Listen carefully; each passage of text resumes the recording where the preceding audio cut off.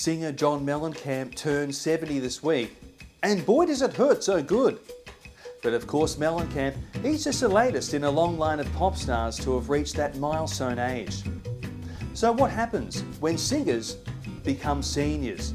Can they still be any good? The answer, of course, is a big yes. But boy, can things take a turn. Today we look back on the curious history of pop stars' seniors moments. That's all coming up on today's episode of 20th Century Songbook. Now, it goes without saying, today's episode is all about positive ageing. And if anyone excelled at that, it was the late great Cilla Black. In her 2003 memoir, she wrote, "Stuff it, I'm not 60, I'm sexty. And if I wanted to wear orange and purple and drive a pink Cadillac, I could. But age 60 is one thing. What about age 70? Well, just ask Tony Bennett. His early 70s were a dream run. Tour dates galore, a new contract with Columbia, and a luxury apartment on Central Park South. But it was one fateful evening in December '96 that age would finally catch up with him. Bennett, of course, was naturally thrilled to be invited to the White House for a Christmas holiday dinner. His arrival, though, was somewhat overshadowed by a sudden ruptured hernia.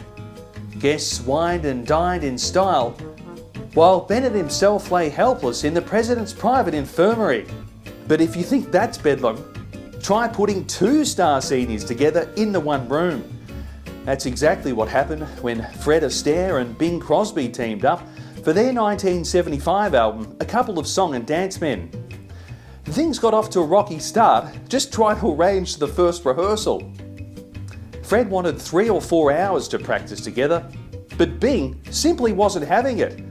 He reportedly said, "Sorry, but I've already got 19 appointments," which of course was code for golf.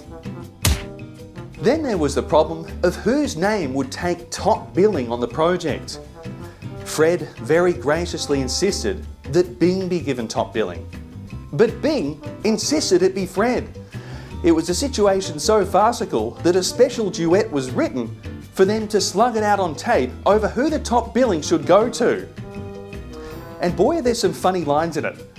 Lines like, "To be working with you again is oh so thrilling. But you know that my agent is going to insist that I get the top billing." But if there was a prize for boldest seniors moment, it must surely go to Pat Boone.